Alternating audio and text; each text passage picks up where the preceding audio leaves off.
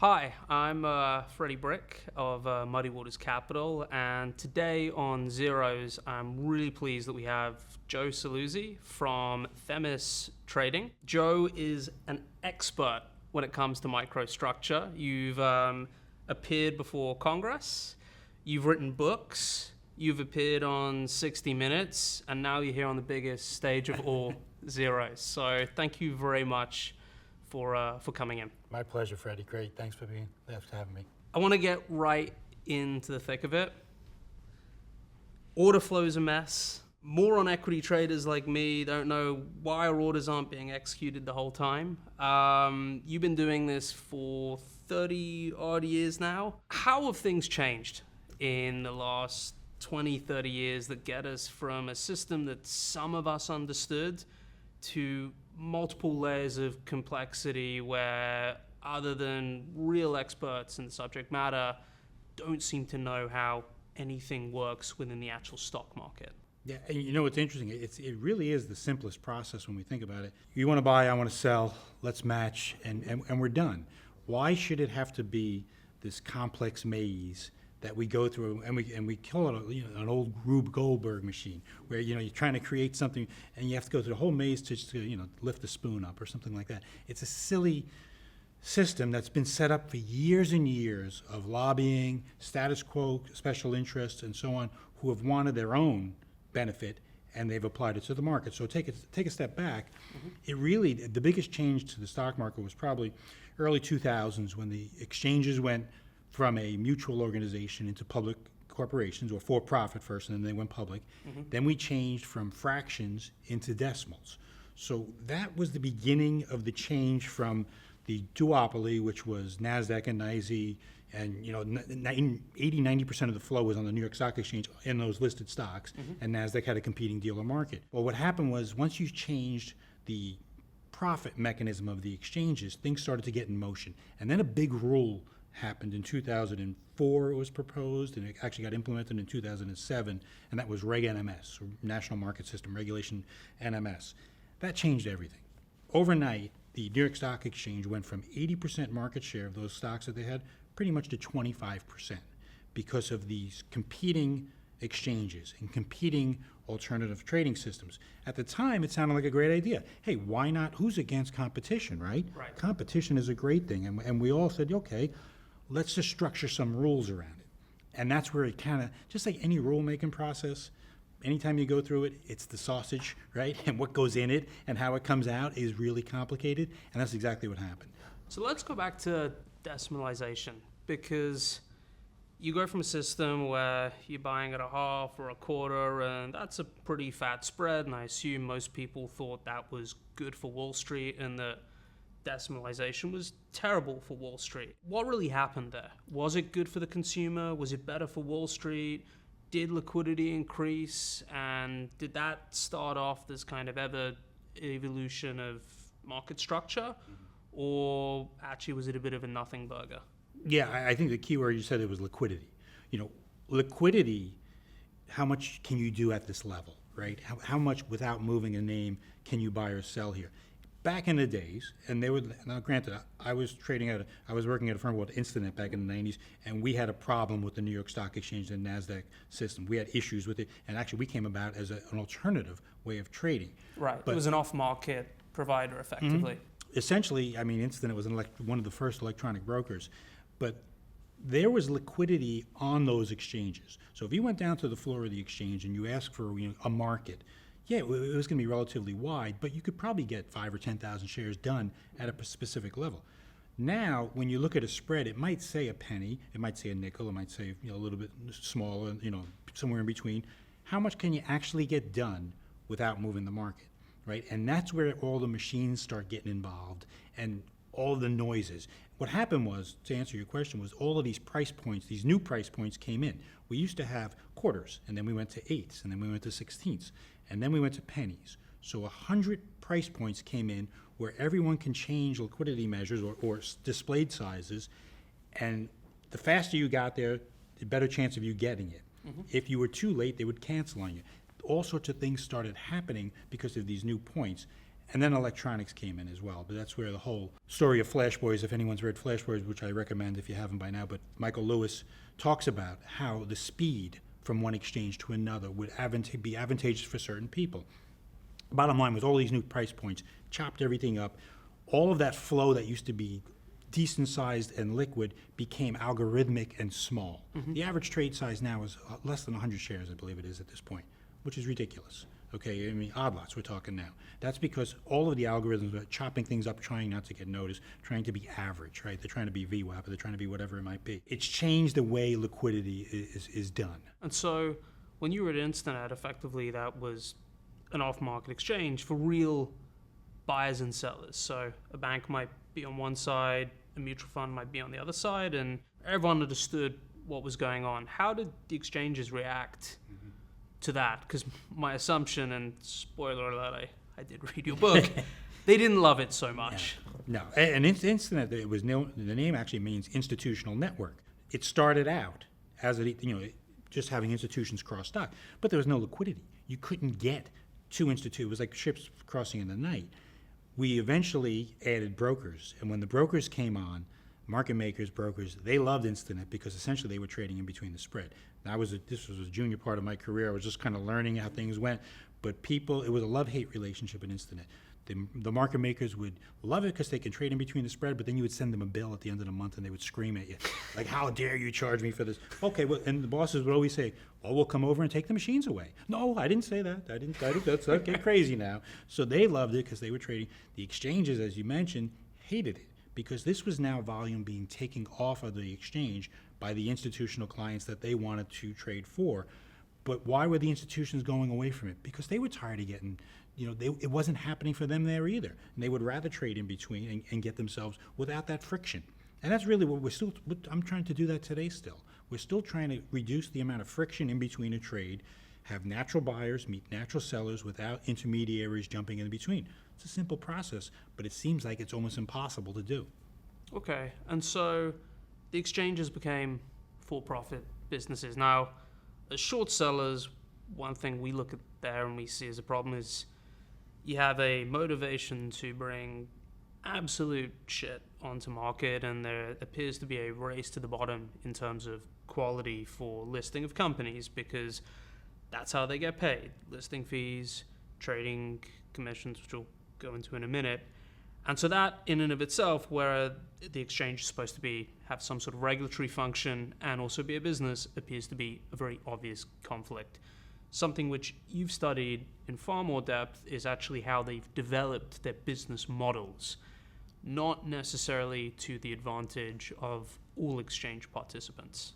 Right, and it's funny, we call them, and we tend to focus on the major exchanges. So New York Stock Exchange, NASDAQ, and the SIBO, which is interesting because they all own multiple exchanges. So the New York Stock Exchange owns 5 exchanges, NASDAQ owns 3, and the SIBO owns 4. So right there, we're at 12 amongst the 3 families, and we refer to them as the families. Their business model went from bringing IPOs, this beautiful New York Stock Exchange floor where all the traders were and capital and the best liquidity in the world, and to basically now a data exchange. It's not so much a stock exchange. We call them, it's a data exchange. They're selling data and everything related to that data. So in other words, every time I'm placing an order, every time a trade is happening, that belongs to the exchange. When you sign up as a member, if I'm a member of that exchange, they own the data because there's nothing you can do about it. They will then take that data and slice it up and chop it up and sell it to the fastest people or to the highest bidder, if you want to call it. Now, the thing about the exchanges is everything is regulated heavily. So anytime they want to make a move or change something, they need to file with the SEC. So that's why we've been kind of fortunate in the sense that I can see everything they're doing. So I read all the SEC filings. I watch to see what's going on. I know when they're changing a rate. I know when they're adding a new order type. I know when they're increasing their rebates or whatnot. They have a facility not far from here, actually far from here, Mahwah, New Jersey. So most folks think that the exchange is down by the New York Stock Exchange. It's actually in Mahwah, New Jersey. That's where their big, giant data center is. And that's where they sell rack space to those high-frequency firms, which we'll talk about later, and basically pay rent in the millions of dollars per year to get as close as possible to the matching engine. That's what it's become. It's about how can you get my data? It's not about you know, like you mentioned before, some of these IPOs that are coming out, some of these stocks are laughable. You know, what are we really trying to do here? Are we trying to, you know, capital allocation and help investors, or are we chopping data up and slicing it out to the fastest and highest bidder? Mm-hmm. Co-location. I read Flash Boys a while back, understood a third of it because it's pretty in there, even though Michael Lewis does a really good job making it easy for lay people like myself. There's exchanges all over.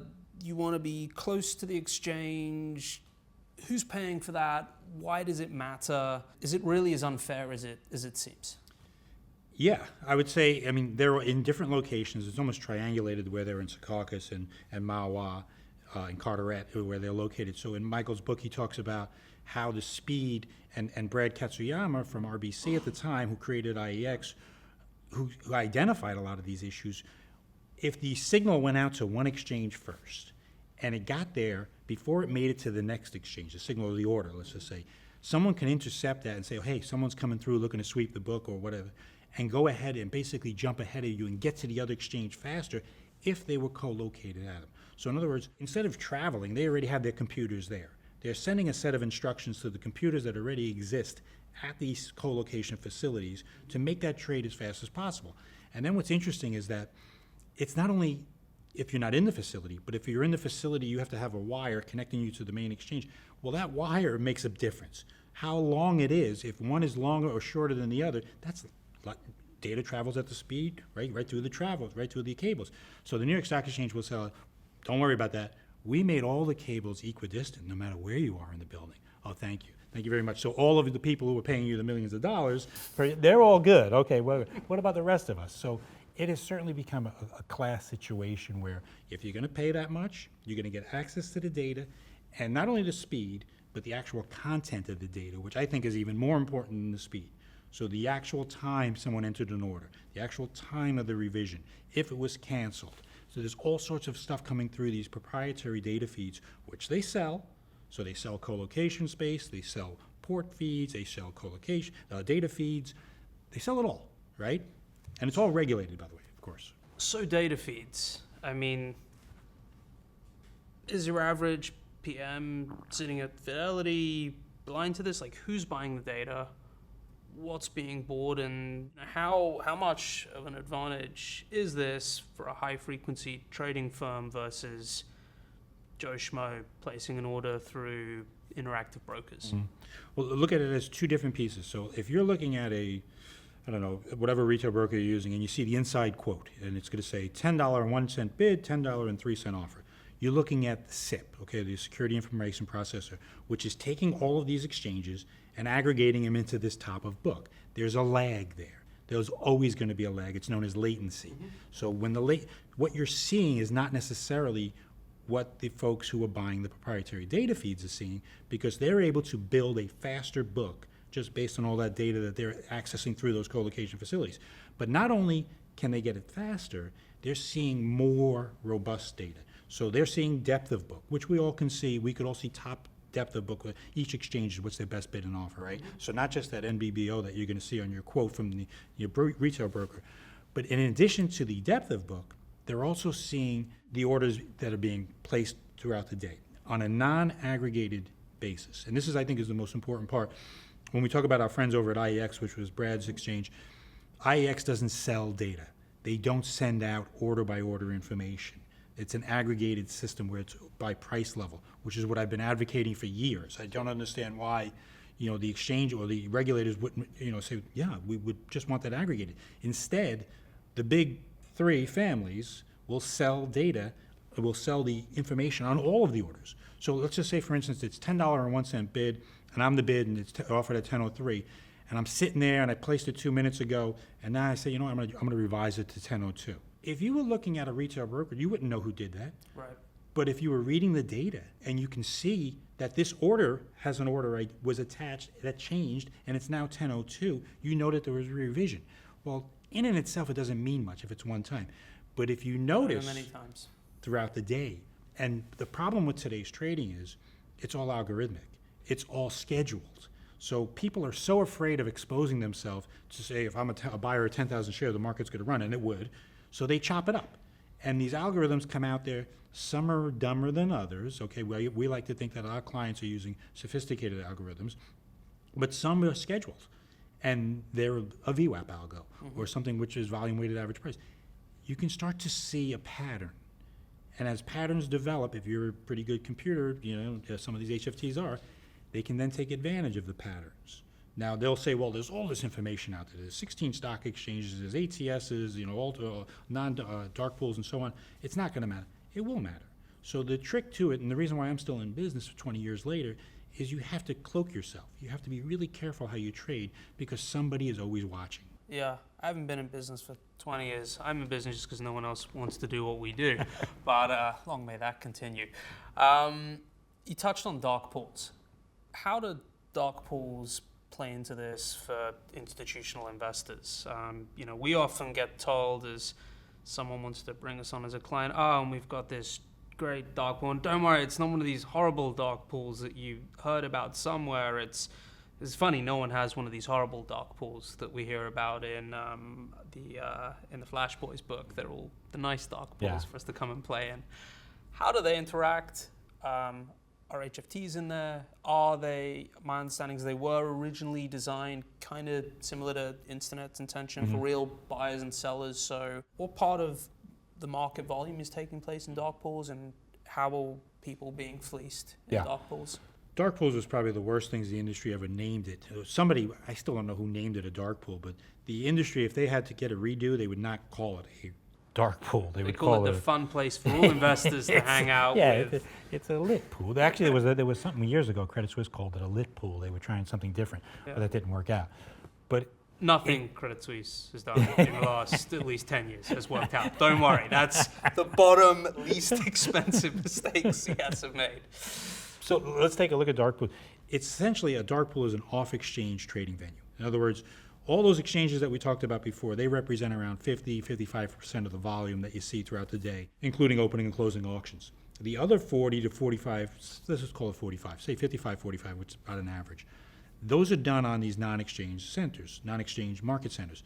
Some of them are known as ATSs, alternative trading systems. Some of them are known as non-ATSs, not alternative trading systems. This gets really a little bit in the weeds, but it's important because ATSs are the dark pools, right? There are a few which are good, actually, and that we use throughout the day that I feel very comfortable trading client flow in there, that I don't think I'm going to get picked off. I don't think there's going to be somebody hanging around looking for me, trying to spot me all day long. I won't name them now, but there's a couple of big block institutional dark pools that I think most people know about that are decent.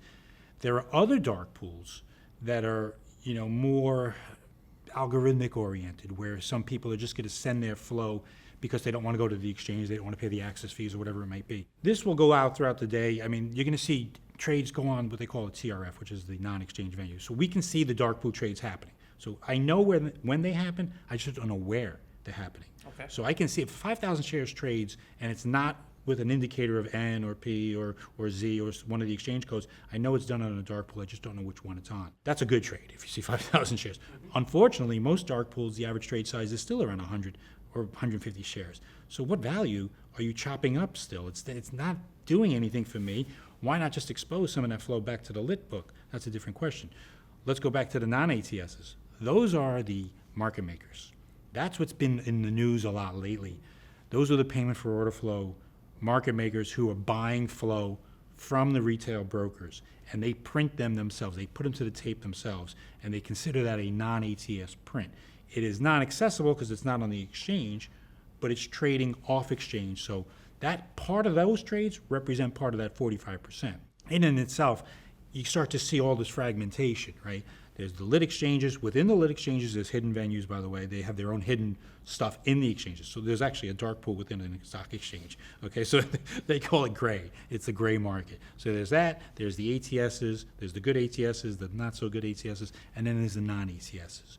All of that pieces together to form 10 billion shares or so a day in U.S. equities. I'm really glad you touched upon payment for order flow. That is continuously out there.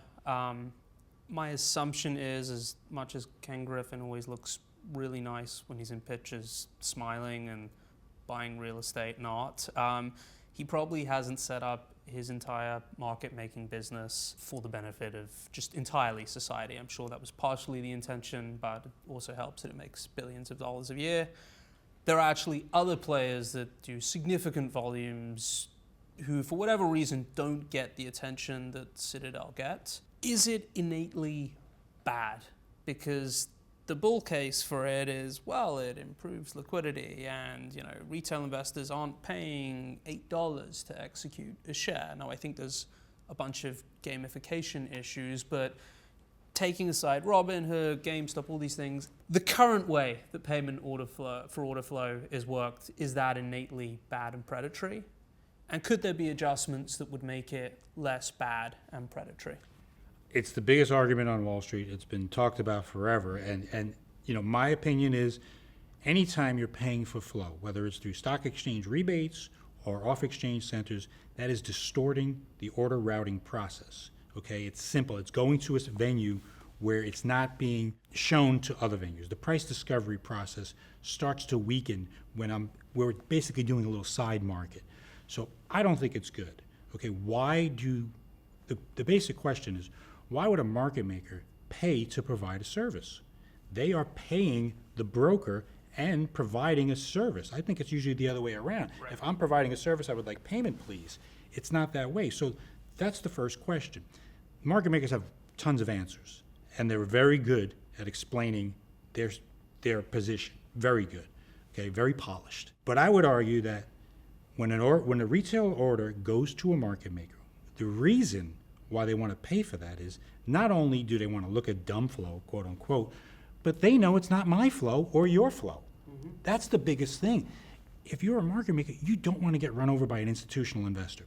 I've got, if I'm going to buy 500, I really got 200,000 to buy.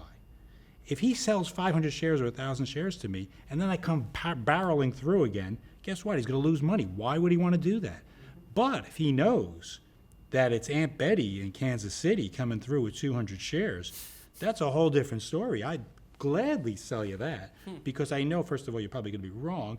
And that's part of, and they obviously have a much bigger picture. They have inventory management.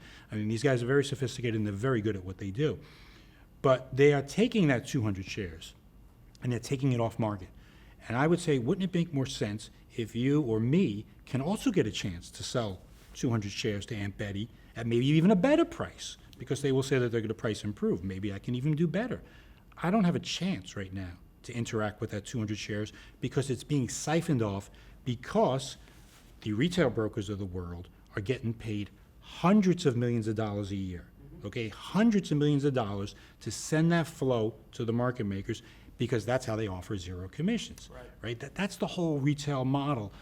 So is it fair? Will the retail investor say, if I was just trading 200 shares a month, big deal, fine, so be it. I got my zero commission, I'm happy. But it's a bigger process here. It's price discovery. It's all of, some people estimate retail flow could be 10, 20, even 25% of the volume. Well, if you're pulling all of this volume off, how is the price discovery process? What about those limit orders that could maybe be posted out? And some of them do get posted eventually, and then the stock exchanges pay rebate. That's the other side, by the way. So payment for order flow with the market makers, then the stock exchanges pay for order flow as well with rebates and so on. So that's our whole argument's been that you're segmenting this flow when it's good for the market makers, otherwise they wouldn't be paying for it. It's good for the retail brokers because they're making hundreds of millions of dollars. It's got to be bad for somebody. Not everybody wins. I don't want to hear everybody wins. That's just a bogus argument. I've heard that before. Well, we've got the deepest most liquid markets in the world, the envy of the world. But why are we talking about it for 20 years? Why do we continually have congressional hearings, the meme stock hearings, after that disaster of 21? Why is there always a problem? Why does the SEC constantly fine these types of, there's millions of dollars of fines for order routing and all sorts of different problems that happen. So there's obviously problems here. So we've been trying to get to the root of the problems, but the problem is, and we'll get to this, is that the industry is very good at protecting the industry, and it's very hard to break through. There's not many folks like us who will speak up and say, hey, we really think this needs to change, because most people have their paw in it a little bit and they're making some money. So coming back to something you mentioned, no one quite knows, but there are various estimates as to how much retail participation is as a percentage of total flow. Fortunately for short sellers, a little bit less now than it was, but how much market flow is real, and by which I mean buyers and sellers, because you have ETFs and the flows that come along with ETFs, you have HFTs, you have all this off-exchange flow, some of which is real. So how much is real buyers and sellers, and how much is someone just arbing between the exchanges, which is nice, and it gives this illusion of liquidity, but it's not real. Yeah. And that partly comes from market structure, but it also comes from gamification of markets, and most of the HFT firms, basically, my understanding is go home sort of flat every night. So I might look at a name and think, oh, this is great, trades like $40 million a day, and actually real buyers and sellers might be $12 million, might be 25. I have no idea. Yeah. Yeah, that's a great question, and that's like if you're trying to leg into a name, and it says the average daily volume is 250,000 shares, and you're like, okay, I don't want to be more than 20% of the volume. Is that 50,000 real? That's a great point, because if that 250 is really 150,000 of what we call noise, your 50,000 is going to be 50% of the volume. Right. So that's a much different. You're probably going to say, I don't think I want to really play with this name, because my transaction, my in and out, right, is going to be much greater on 50% than it would be 10%. The answer is I don't have the answer. I don't know exactly the noise that's out there. And the noisemakers will claim that we're volume too. What are you saying I'm not real? I'm taking risk. I'm out there trading the same game that you are. So, okay, you're obviously not a fundamental player. You really don't care about the security or the corporation or who the CEO is. You're just playing the game, like you said before. What we name it is one name, it's called latency arbitrage. And latency arbitrage is exactly what you mentioned. It's pinging one center off of another. And some folks claim that it never existed. It exists, okay? It certainly exists. And if you're faster, why would you spend millions and billions of dollars building an infrastructure relying on speed, where you care about, satellites, and if it rains in the air where your data center is, it's a problem. It's ridiculous what goes on. There's lasers, there's all sorts of craziness, all based on speed. That's an arbitrage game. There's also a rebate arbitrage game where they can say, okay, I can trade the same name. I could trade stock XYZ and pay $10 for it and sell it for $10, and I made money. And you're like, what are you talking about? How do you make money if you bought it and sold it at the same price? You collect a rebate for when you're buying it from the exchange, and hopefully you collect a rebate on the sell side as well. So maker-taker fees, something I read about years ago and really didn't understand, and to this day still don't quite understand why exchanges are effectively like paying for false liquidity in many cases. I mean, because it seems to be the game is to post liquidity, but actually you don't really want to provide the liquidity unless you're forced to. And the idea is to just effectively scalp the rebate. So why would anyone do that?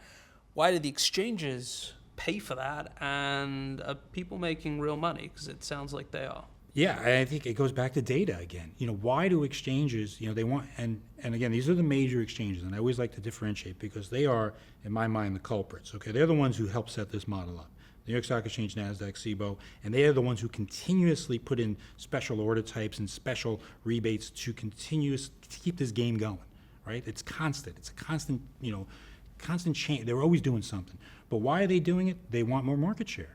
I mean, it's pretty simple. The New York Stock Exchange wants more than 15% market share. Then how do I get market share to my box? Well, I have to incent that market share to come in.